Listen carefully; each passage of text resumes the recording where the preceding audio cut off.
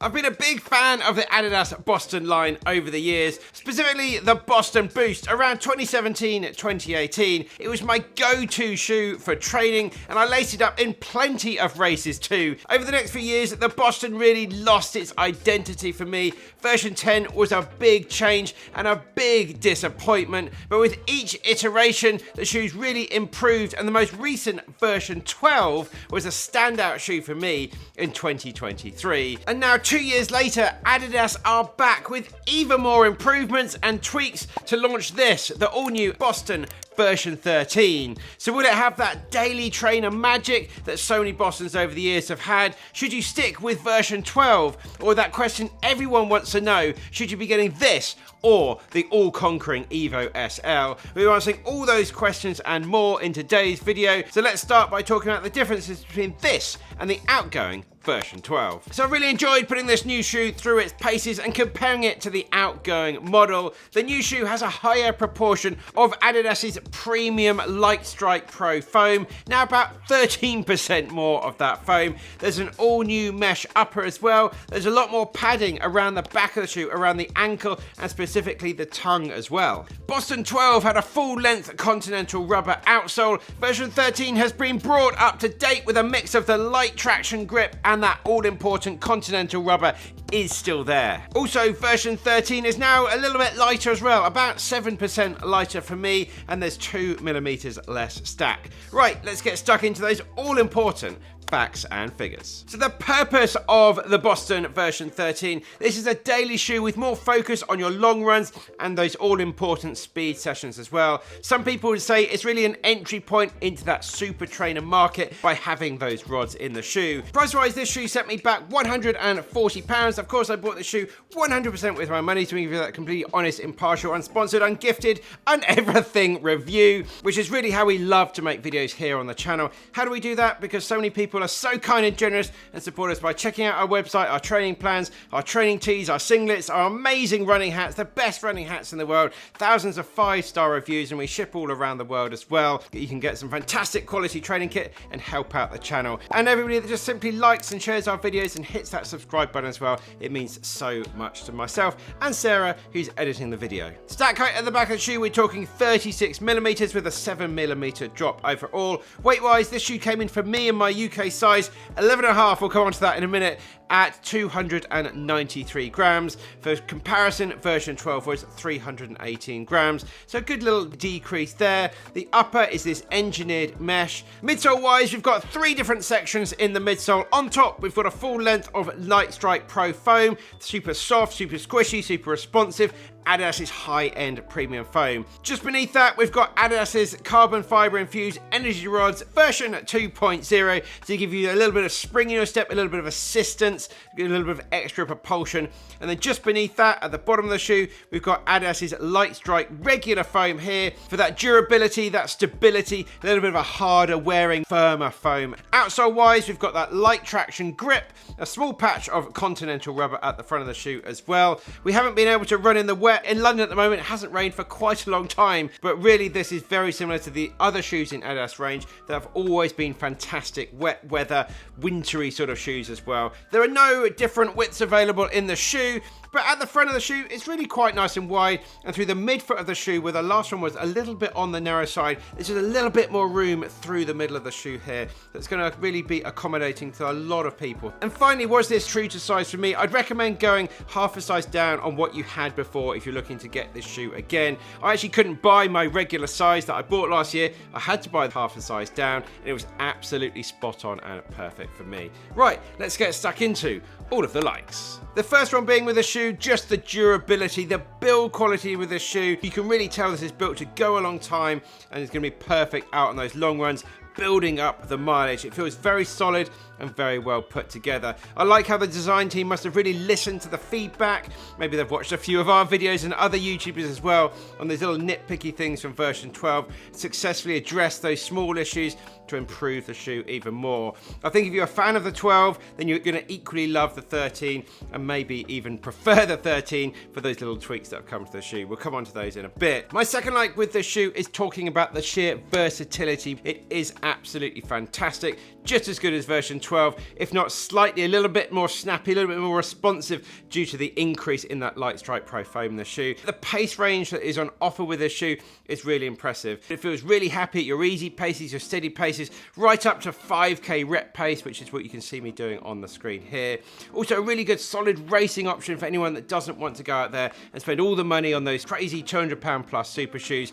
Really good option here with the rods, with that elite level foam in here for the majority of the shoe as well. You're getting a really nice, snappy, fast shoe option. My third like with the shoe is the improved fit and comfort versus version 12, which was really quite stripped back, especially at the back of the shoe.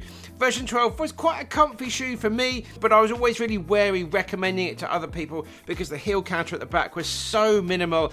I could just see some people potentially having some slip issues. The tongue was super thin as well, but this just sort of takes all those fears away about me recommending the shoe. Version 13's just got that extra padding at the back of the shoe, a really welcome addition here. Now you've got no worries about having any heel slip, but if you did want to do some heel lock lacing just to really make sure the laces are long enough for that, you've now got that extra padding on the tongue as well, just holds the foot really nice and securely in place. As I said at the start of the video, the midfoot is slightly wider, lockdown really good and solid in the shoe, and the updated upper, for me, it's working really quite nicely as well.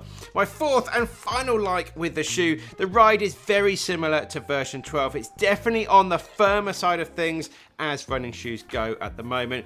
With so many big, mushy, max stack shoes, it's really nice to see this offering here. The ride is going to suit all sorts of different types of strikers as well. Heel strikers, midfoot strikers, forefoot strikers. The firmer light strike foam providing a really good stability for wherever you're striking the shoe as well. But as always here on the channel, it's not all about the likes. Let's get stuck into the dislikes. My first dislike with the shoe is it's just not the most fun shoe to run in the Adidas range at the moment, and that's going to be the trouble for Adidas, is whether this is going to be better or worse, or what people should choose between this and the Evo SL, which is a lot more fun, a lot more responsive, a lot more engaging, and equally the Evo SL is £10 cheaper as well. We'll touch on that in the big comparison at the end of the video. Second dislike with the shoe, with the tech, the rods, the different foams in here as well, it's just not the most natural feeling. If you're looking for that Boston old school running feel, you're really not going to be finding it here. You definitely do get a lot of assistance, that artificial ride from those rods, but it's still just a little bit clunky, just not the most smooth foot strike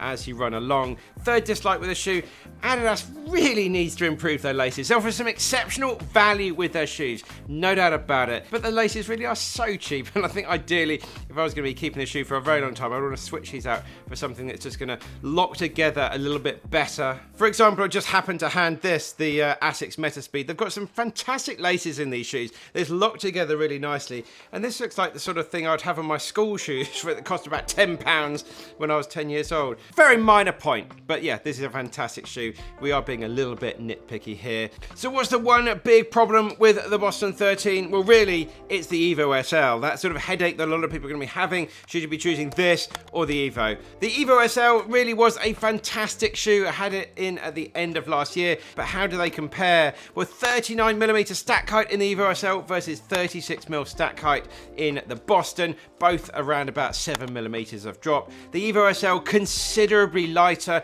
267 grams for me versus 293 grams for the Boston. The Evo SL has a complete midsole of Adidas's highest end Light Strike Pro with a small shank in there just to help with that stability. The Boston has those full length rods, those two different types of foam. There's also a very simple outsole on the Evo SL versus the more complex light traction and continental outsole combo that you get on the Boston.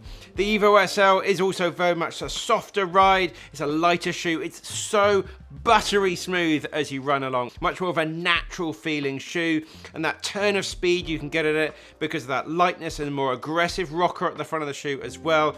It really is an absolute joy to run in, and it's going to suit runners really with a more natural style running form, given if you are a bit of a heel striker, you're going to get some instability issues in the shoes. You really want to be landing really nicely in the midfoot, forefoot with that shoe to get the most out of it, because it really is not the most stable shoe out there. The Boston Boston, on the other hand, is far more stable as you run along. Heavier runners, heel strikers are going to be much better suited with the Boston. And then it depends if this is important to you, but the Evo SL is much more comfortable as a casual shoe option as well. One of the best travel shoes around that you can get at the moment. With all the tech and the rods in the Boston, it'll be a little bit clunky to walk around in. The Boston has a gusseted tongue in the shoe. The Evo SL doesn't, and the tongue can move around a little bit. The Boston undoubtedly is going to be a faster shoe than the Evo SL with the assistance that the rods are providing, and it's also likely to last a lot longer given the amount of rubber on the outsole, the slightly firmer foams in here as well. It's going to be much better at grinding out those long runs, grinding out those sessions as well. Just feels a lot more of a robust shoe that will last a little bit longer. Right, let's try and wrap things up, chat about this, the version 12, and also that all-important Evo SL. If you're the kind of person that wants to go out there and have pure fun on their runs, you're going to be picking the Evo SL all day long. A true daily trainer. I just really love that natural feel it provides. It's so much fun, it's so engaging, and it's so bouncy, sort of soft and squishy. Just really good fun to run in. The Boston is a big high mileage monster to grind away those miles, get those training sessions in, and no doubt a little bit quicker with that assisted ride that you're going to get from the shoe. But if you just want one shoe to do everything, your easy runs, your speed work, your long runs, and some racing in too, if you want something that's going to last a long time, then the Boston really does win here. If it's all smiles for miles, then go for the Evo SL. At the end of the day, they're both fantastic shoes providing really good value. I'm so happy that Adidas kept the price point exactly the same for this shoe versus the outgoing shoe as well. So Adidas have to be commended for that. If you're a big fan of version 12 and had no issues with version 12, then try and get it on the discount. There's gonna be some stock out there hitting those outlets, hitting the discount bins on some websites as well. If you're worried about upgrading to 13, really don't be. I think this is a really good, solid upgrade. If you've got the budget, just go and grab version 13, as the tweaks really have helped. So next up, guys, we've got the full review of the Evo SL. Click up there for that one, or if you want to look at the complete Adidas range, then click down here for that one. Let me know your thoughts down in the comments. What do you prefer between this and the Evo SL? Have you tried them out? That's it, guys. Keep working hard. Keep on getting done. We'll see you very soon in the next one.